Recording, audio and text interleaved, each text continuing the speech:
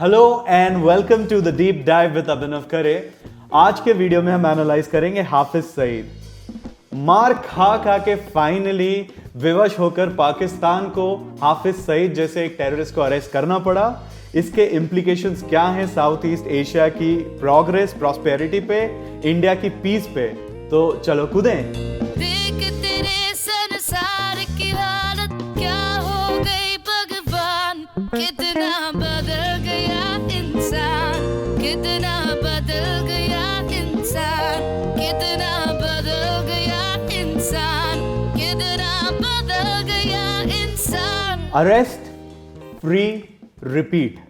पाकिस्तान के एक जर्नलिस्ट जो पाकिस्तान में नहीं रहते, अभी बाहर रहते हैं, उन्होंने ट्विटर पे ये पाकिस्तान की जो टेररिस्ट को लेकर जो पॉलिसी उसके बारे में मजाक उड़ाते हुए ट्वीट किया था।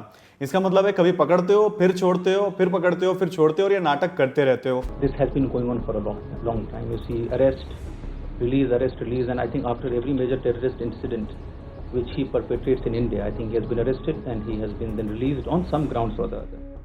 क्यों हो रहा है ये नाटक?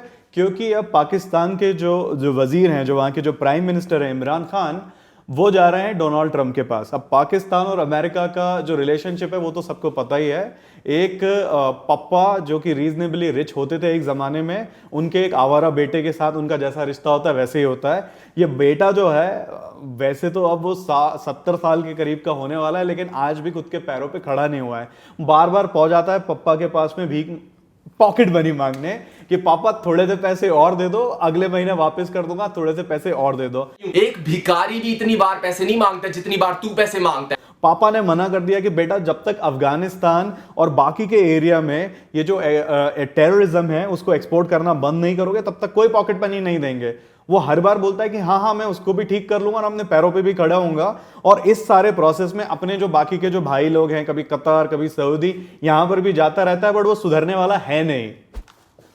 आवारा बेटे के पास अब हो गए खत्म पैसे, अब वो होने वाला है बैंकरप्ट, मतलब सड़कों पे आने वाला है। तो उसको जाना है फिर से ट्रंप अंकल के पास में कि भैया पैसे दे दीजिए प्लीज। तो उसके जाने के पहले थोड़ा बहुत नाटक जरूरी था, उनने फिर से हाफिज सईद को अरेस्ट कर लिया।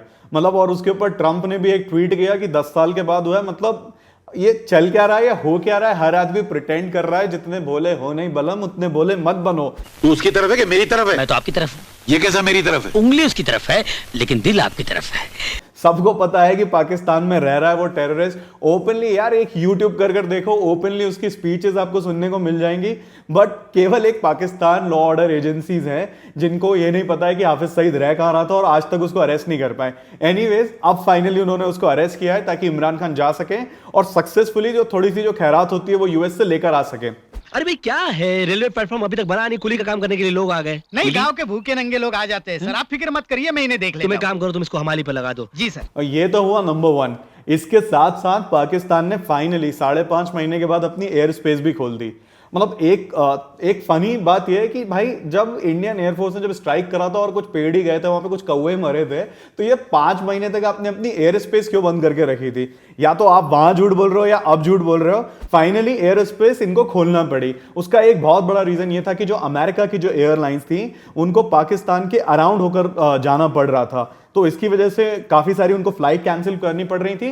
तो अब अमेरिका से डोनेशन मांगना है तो उसके पहले फिर से एयर स्पेस को भी खोलना पड़ेगा उनको, तो वो भी खोल दिया। ये सेकंड स्टेप लिया पाकिस्तान ने। तीसरा इंपॉर्टेंट है अफगानिस्तान की पीस टॉक। मतलब अब अमेरिका बस और पूरी जो दुनिया है वो पाकिस्तान से यही बोल रही है कि भैया अब बस करो, तुम लोगों ने अपने नेबरिंग एक कंट्री थी अफगानिस्तान, अच्छा खासा एक देश होता था 60-70s में, गूगल इमेजेस करके देख लो। हाफिज सईद को इस बार चार्ज किया गया है कि आप जो टेररिज्म की जो फाइनेंसिंग है वो आप कर रहे हो, और उसके साथ में पंजाब की जो प्रोविंस है वहां पे किसी सपोर्टर से उन्होंने कोई फोकट की जमीन का एक पार्सल भी लिया था। तो जिसके कारण वहां के जो प्रोसिक्यूटर्स हैं वो कह रहे हैं कि एलईटी मतलब लश्कर जो तोयबा है आप उसको फाइनेंस कर रहे हो। हाफिज सईद है वो बोल रहा है कि भाई मैं कोई एलईटी वगैरह को जानता नहीं हूँ, रियलिटी जबकि ये है कि वही उसके फाउंडर हैं और वही उसके हेड हैं। बट वो कहते हैं कि नहीं मैं तो एक जमात उद दावा कर एक एनजीओ है रिलीजियस, मैं तो मतलब अल्लाह का काम कर रहा हूँ, इन सब चीजों से मेरा कोई लेना देना नहीं है। Hafiz Saeed says he just runs an Islamic charity and in a rare interview accuses Washington of unfairly targeting his organization to please India. तो अब पाकिस्तान के प्रोसिक्यूटर सही हैं, पूरा दुनिया भर की जो मीडिया है, जो लोग हैं वो सही हैं, या फिर ये चोर सही है, ये डिसाइड करना है। अब ये सईद जो है ये एक नामी क्रिमिनल है और बहुत ही हैबिचुअल क्रिमिनल है। कई सारे टेररिज्म के इसके ऊपर केसेस चल रहे हैं। अगर एक सीरियस मैटर पे बात करें तो इंडिया में जो मुंबई में जो अटैक हुआ था 26/11 का, जिसमें 166 लोग मारे गए थे, उसका मास्टरमाइंड ये होता था, ये टेररिस्ट। इसके अलावा जो 6 अमेरिकन मारे गए थे उसी अटैक में, उसके बाद अमेरिकन गवर्नमेंट ने भी इसके ऊपर $10 मिलियन की बाउंटी दी हुई थी। हर बार एक ये लोग ग्रुप बनाते हैं, उस ग्रुप को जैसे ही बैन करता है अमेरिका, जब तक बैन करता है सालों के बाद, जब तक उनके अकाउंट फ्रीज होते हैं, पाकिस्तान गवर्नमेंट उसको पकड़ने का नाटक करता है, तब तक वो रीब्रांडिंग कर देते हैं। सो लश्कर तोयबा बन जाता है, तहरीके इंसाफ, कभी तहरीके पेड़, कभी जैसे दिस जैसे दैट, अलग अलग अपना नामकरण करते रहते हैं, अपने ब्रांडिंग बदलते रहते हैं। ऑर्गेनाइजेशन वही है, ओरिजिनल जुड़वा। उसकी फंडिंग कहां से हो रही है ये सबको पता है, उसको चलाने वाले ISI हैं और पाकिस्तानी गवर्नमेंट है, ये सबको पता है। लेकिन इसको रोकने के लिए कभी सीरियस एफर्ट्स ना अमेरिका की तरफ से होते हैं ना पाकिस्तान की तरफ से होते हैं। पाकिस्तानी गवर्नमेंट ने भी जो एक लूप होल निकाला है इन सारी चीजों में कोई भी एक्शन ना लेने का, वो सिंपल है। एक तो वो बोल देता है कि हमारी जो टेरिटरी है पाकिस्तान, उसके बाहर से ये ऑर्गेनाइजेशन ऑपरेट हो रही है। वो बोल देते हैं कि जो पाकिस्तानी ऑक्यूपाइड कश्मीर है वहां से ऑपरेट हो रही है। दूसरा, कोई भी टेररिस्ट ऑर्गेनाइजेशन है उसके बारे में बोलते हैं कि उसका तो सोल ऑब्जेक्टिव है कश्मीरी फ्रीडम को सपोर्ट करना। कश्मीर से लो ना सर, ये 15,000 रुपए पर स्क्वायर फीट है। Total area 700 crore square feet, कुल मिला के आपका हो गया 100 लाख करोड़ रुपए। अभी औकात है तो खरीद लो सर आप।